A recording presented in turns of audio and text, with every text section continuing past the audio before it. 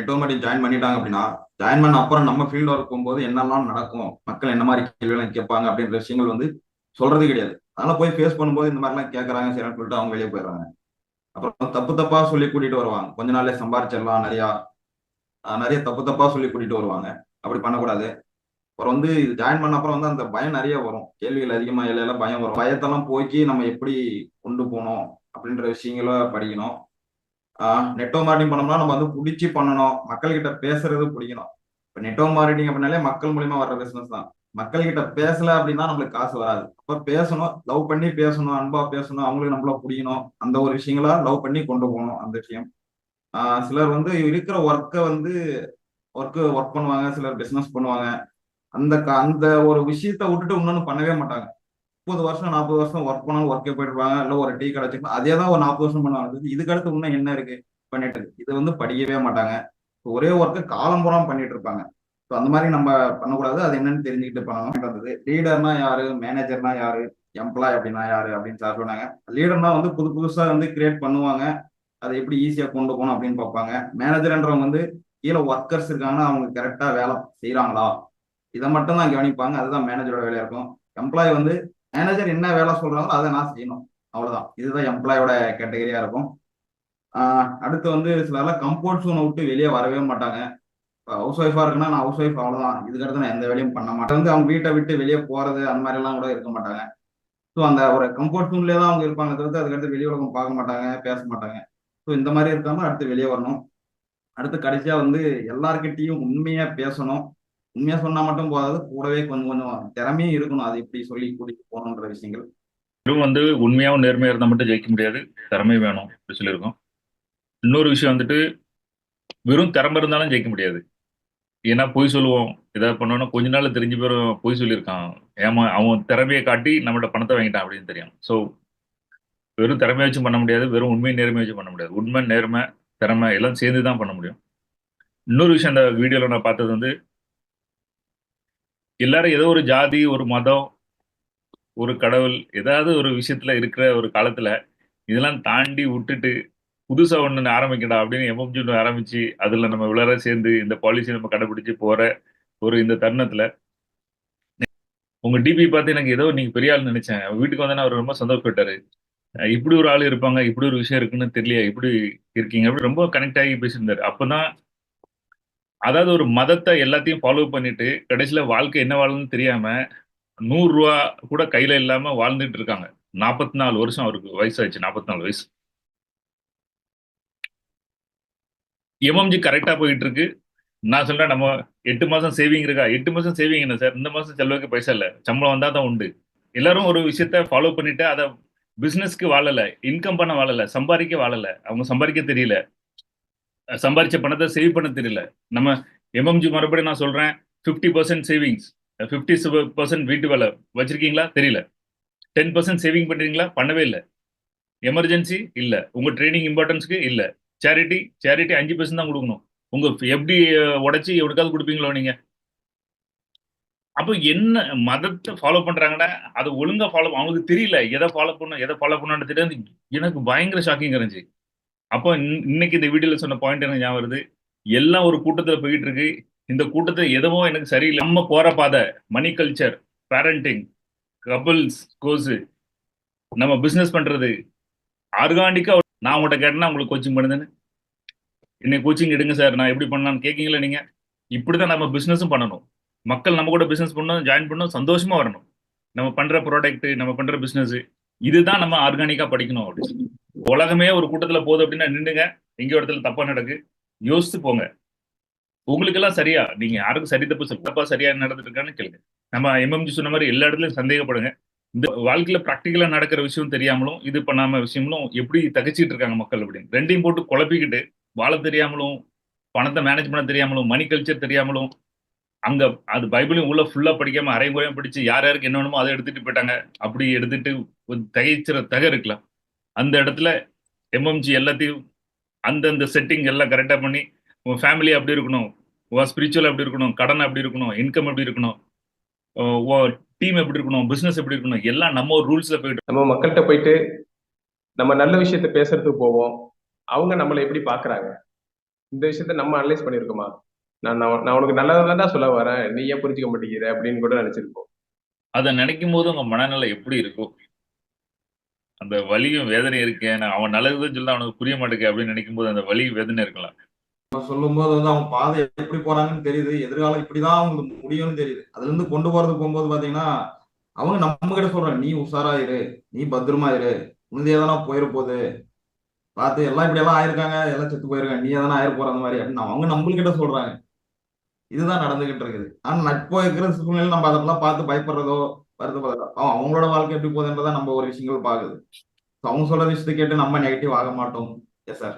யார் அவங்க company product கொண்டு போய் காக்கிங்களோ அவங்கள நீங்க சேல் பண்ண தெரிஞ்சிருந்தா அவங்கள நோயில இருந்து காப்பாத்திருக்கலாம், பெரிய பெரிய ஹார்ட் அட்டாக்ல இருந்து காப்பாத்திருக்கலாம், அபிஷன்ல இருந்து காப்பாத்திருக்கலாம். அந்த நோயில இருந்து அவங்க நல்லா வாழறதுக்கு நீங்க பண்ணிருக்கலாம்.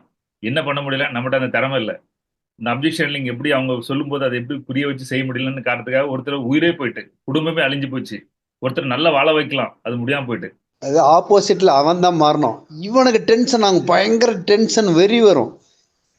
நம்ம நல்லது சொல்றோம், இவன் கேட்க மாட்டேங்கிறான்னு. அந்த விஷயம் வந்து எப்படின்னா, எம்எம்ஜி வந்த பிறகு தான் வந்து எப்படி பேசணும், அவங்கள வந்து நம்மளை கேட்க வைக்கணும் அப்படின்ற விஷயம் வந்து இங்கே படிக்கும்போது தான் தெரியுது. அந்த விஷயம் தான் நான் பார்க்குறேன். நிறைய பேர் நான் வந்து இது ப்ராக்டிக்கலாகவே பார்த்துருக்கேன் மாஸ்டர். எப்போது ஒரு இடத்துல தப்பு நடக்குன்னா பயந்துராதீங்க, தப்பு நடக்குன்னா பயந்துராதீங்க, முடியலன்னா பயந்துராதீங்க. இப்போ வந்து இப்போ நானும் சில விஷயம் பண்றேன், அது நடக்காது அப்படின்னு ஐயோ போச்சோ, எப்படி இல்லை, இது ப்ராசஸ், இன்னைக்கெல்லாம் நாளைக்கு நடக்கும், பொறுமையா இருக்கும். இதோட முடிய போறது கிடையாது எதுவுமே.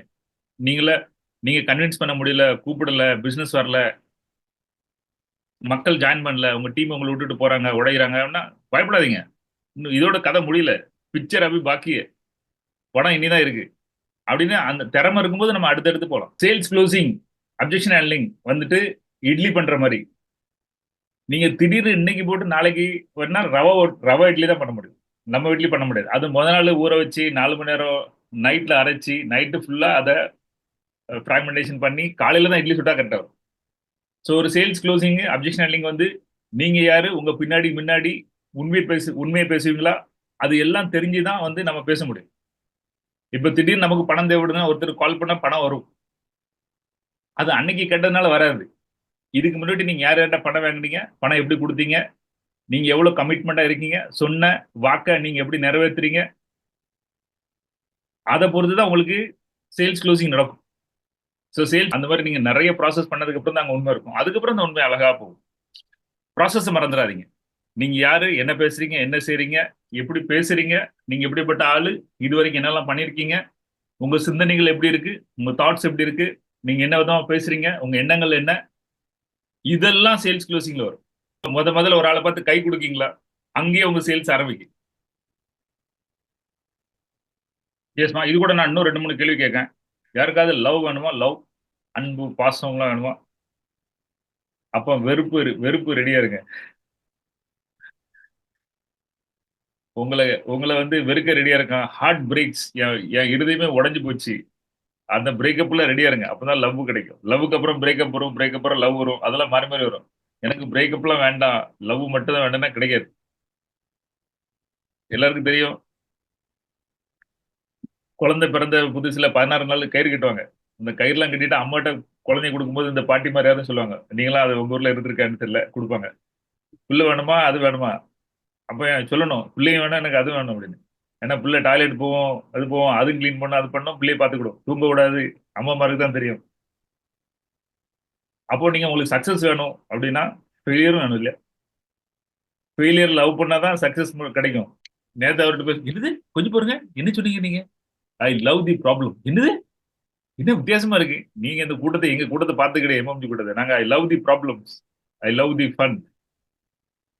பிரச்சனையா சந்தோஷப்படுறது, சூப்பர். பிரச்சனைன்னு வந்தோன்னா மொத்த வார்த்தை உங்க வாயில இருந்து சூப்பர், வெரி குட், ஆசம், அட்டகாசம் பண்ணிட்டானா, பிரச்சனையா, ரைட், வெரி குட். இப்படி நீங்க அந்த பிரச்சனை அணுகும் போது எப்படி இருக்கும்? டான்ஸ் ஆடணும், ஓகே, இது என்னடா கோமாளித்தனமா இருக்கு, அவன் வேண்டான்னு சொன்னா டான்ஸ் ஆடணுமா, என்னடா ஒரு கூட்டம் 45 பேர் உட்காந்து காலையில உட்காந்து 7 பண்ணி பார்த்துட்டு இருக்கீங்க, என்னடா இது? 2 கேள்வி. ஒரு விஷயத்த நீங்க லவ் பண்ணி பண்றீங்க, அது நல்லா இருக்குமா? ஒரு விஷயத்த பிடிக்கவே இல்லை, எரிச்சலா இருக்கு, அது நல்லா செய்வீங்களா? லவ் பண்ணி செய்யற விஷயம் நல்லா இருக்கும் அப்படின்னா லவ்னு அனுப்புங்க, எல்லாம் அனுப்புங்க. இல்ல எனக்கு பிடிக்காத விஷயத்த நான் வெறுத்து போய் என்ன செய்யணும் வெளியெல்லாம் செய்வேன், அப்போ எனக்கு அது பிடிக்கும்னா ஹேட் அனுப்புங்க. லவ் பண்ணிட்டு செஞ்ச விஷயம் பிடிக்குமா, ஹேட் பண்ணி இல்ல L L L L L L எல்லாம் எல்லாம் ஓகே. லவ் பண்ணி செய்யற விஷயம் பிடிக்கும். இப்ப நம்ம கதைக்கு வருவோம். ஒரு பிரச்சனைன்னு வருது, அந்த பிரச்சனையை நீங்க லவ் பண்ணி அந்த பிரச்சனை சரி பண்ணும்போது அந்த பிரச்சனை சரியாகுமா?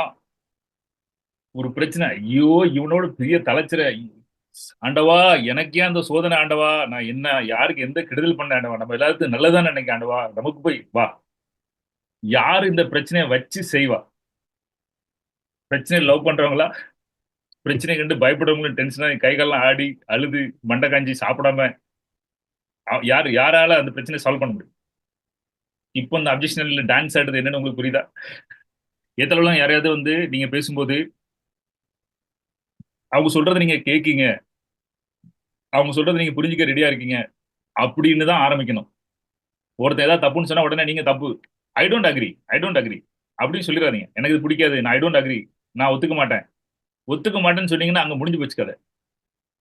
ஐயா நீங்களும் இந்த ஊரு, நானும் இந்த ஊர், நீங்களும் விவசாயம் பண்ணீங்க, நானும் விவசாயம் பண்ணேன். இப்படி இப்படி அந்த அந்த அப்ஜெக்ஷன் நீங்க பேச ஆரம்பிக்கும் போது உங்களுக்கு அவங்களுக்கு என்னெல்லாம் கனெக்ஷன் இருக்கு, உங்களுக்கு அவங்களுக்கு எதெல்லாம் ஒத்து வரும், உங்களுக்கு அவங்களுக்கு எது சேம், அப்படிதான் ஆரம்பிக்கணும். ஐ டோன்ட் அக்ரி, எனக்கு பிடிக்காது, நான் ஒத்துக்க மாட்டேன் அப்படின்னு சொன்னீங்கன்னா ஏத்த அளவுல உங்க மைண்ட் வந்து அடைச்சிருமா.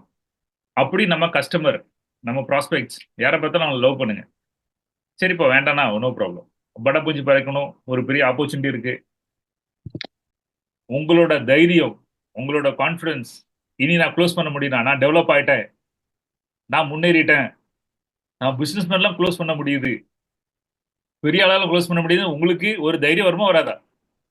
இது ஒரு ஆப்பர்ச்சுனிட்டியா இல்லையா?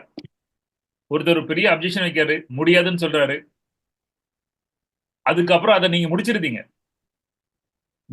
ஒரு பக்கம். ஆப்பர்ச்சுனிட்டி சொல்றாரு, நோ நாட் பாசிபிள், பண்ண மாட்டேன், ஏமாத்து வேலை, இதெல்லாம் ஊரை ஏமாத்துற வேலை, ஆள் பிடிக்கிற வேலை எனக்கு பிடிக்காது அப்படின்னு சொல்றாரு. இது ஒரு ஆப்பர்ச்சுனிட்டியா இல்லையா? என்ன ஆப்பர்ச்சுனிட்டி? ஆள் பிடிக்குன்னு சொல்றவனை எப்படி நம்ம பேசி நம்ம ஜாயின் பண்ண வைக்கணும் அப்படின்னு உங்களுக்கு தெரிஞ்சுட்டு அது ஆப்பர்ச்சுனிட்டி தானே. அதுக்கு தானே நம்ம தேடுவோம். நெட்வொர்க் மார்க்கெட்டிங்ல எங்க இருக்கு, யாரு சொல்லித்தரான்னு தேடணும்ல நம்ம. ஆப்பர்ச்சுனிட்டி தானே, அதானே இங்க வந்து உட்காந்துருக்கோம். அதுக்கப்புறம் படிச்சோம், அதுக்கப்புறம் க்ளோஸ் ஆகுது. இப்போ டீம் போக மாட்டேங்குது சார், டீம் கூட இருக்கு, பிசினஸ் ஒன்றும் பெருசா நடக்கல, ஆனா கான்ஃபிடன்ஸ் வருதா? ஸோ எப்போ எது நோ கிடைச்சாலும் சரி, that's a very great opportunity. No சொன்னாங்க, அப்ஜெக்ஷன் சொன்னாங்க, பெரிய ஆப்பர்ச்சுனிட்டி. அதான் நம்ம லைஃப் டெவலப்மெண்ட் நெக்ஸ்ட் லெவல். அந்த நோன்னு சொன்னா பட்டர்ஃப்ளை பறக்கணும், சந்தோஷமா இருக்கணுங்கிறதுக்கு பின்னாடி இவ்வளவு பெரிய சயின்ஸ் இருக்கு அப்படிங்கிறது அது நான் முன்னாடியே படிச்சிருக்கேன் மாஸ்டர். பட் ஆனா இதுக்கு பின்னாடி ஏன் சந்தோஷப்படணும் இது பண்ணணும் அப்படின்னா, நாம ஃபர்ஸ்ட் சந்தோஷப்படணும் அப்படின்னா நம்ம இருந்தா கான்பிடன்ஸா இருந்தாதான் அப்ஜெக்ஷன் ஹேண்டில் பண்ண முடியும். ஏன் பண்ணணும் அப்படின்னா அவங்க ப்ராஸ்பெக்டை வந்து ப்ராஸ்பெக்டோட நல்லதை பார்க்கும் போதுதான் வந்து நமக்கு அந்த சந்தோஷம் ரியலா வரும். நம்மளோட பிவி, நம்மளோட இன்கம், நம்மளோட டார்கெட் வச்சுட்டு இருந்தோம்னா நம்மளுக்கு அந்த சந்தோஷம் வராது, பயம் வரும். கான்பிடன்ஸ் அப்ஜெக்ஷனை ஹேண்டில் பண்ண முடியாது. ஸோ அந்த மாதிரி ஒரு கனெக்ட் ஆச்சு மாஸ்டர். அவ்வளோ பயம் இருக்கும். எனக்கும் மிஸ்ஸஸ்க்கும் போட்டி, யாரு வந்து அதிகமா நோ வாங்குறது அப்படின்னு சொல்லிட்டு. இப்ப நான் யோசிச்சு பாக்குறேன், ஒரு 1.5 month முன்னாடி என்னோட மைண்ட் செட் எப்படி இருந்துச்சு, இப்ப எப்படி சேஞ்ச் ஆயிருக்கு. 2 பேரும் அவ்வளோ ஹாப்பியா, நாங்க எனக்கு அதிகமா நோ வந்திருக்கு, அந்த மாதிரி வந்து பேசிட்டே வந்தோம். ஸோ அது ரொம்ப ஹாப்பியா இருக்குங்க மாஸ்டர். அண்ட் தென் இன்னைக்கு டேக்காவே என்னன்னா, உங்களுக்கு சக்சஸ் வேணா கண்டிப்பா சேலஞ்சஸ் ஃபெயிலர் நீங்க லவ் பண்ணியே ஆகணும்.